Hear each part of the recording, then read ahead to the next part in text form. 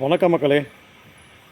ஜனநாயகன் திரைப்படம் ஒரு மலேசியாவில் இந்த திரைப்பட வெளியீட்டு விழா முடிச்சுட்டு ஒரு சென்னைக்கு வராங்க.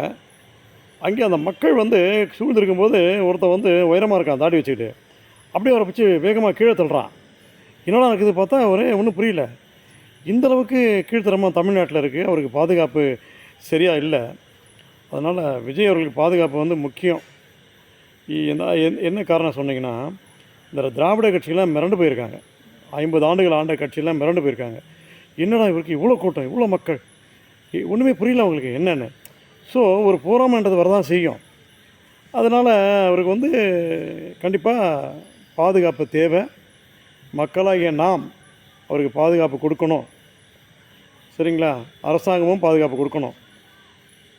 அதாவது அவர் மத்திய அரசாங்கம் கூட்டணி கேட்குறாங்க.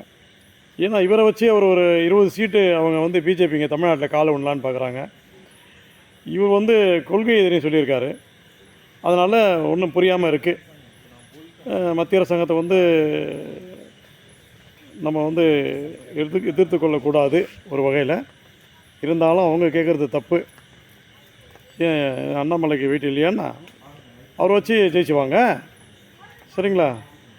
அது மாதிரி கண்டிப்பாக 2026 எலெக்ஷனில் விஜய் அவர்கள் 185 சீட்டு நிற்பாங்க நினைக்கிறேன். இண்டிவிஜுவலாக 50 சீட்டுனா கூட்டணி கொடுப்பாங்க மற்ற கட்சிகளுக்கு.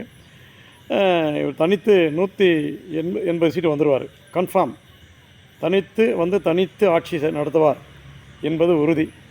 மக்களே, திரு விஜய் அவர்கள் தான் 2026 தமிழகத்துக்கு விடியலாக அமைவார் என்று கூறி, சமூக ஆர்வலர் என்ற அடிப்படையில் என்னுடைய கருத்தை தெரிவித்துக் கொள்கிறேன். நமது ஓட்டு திரு விஜய் அவர்களுக்கே. நன்றி.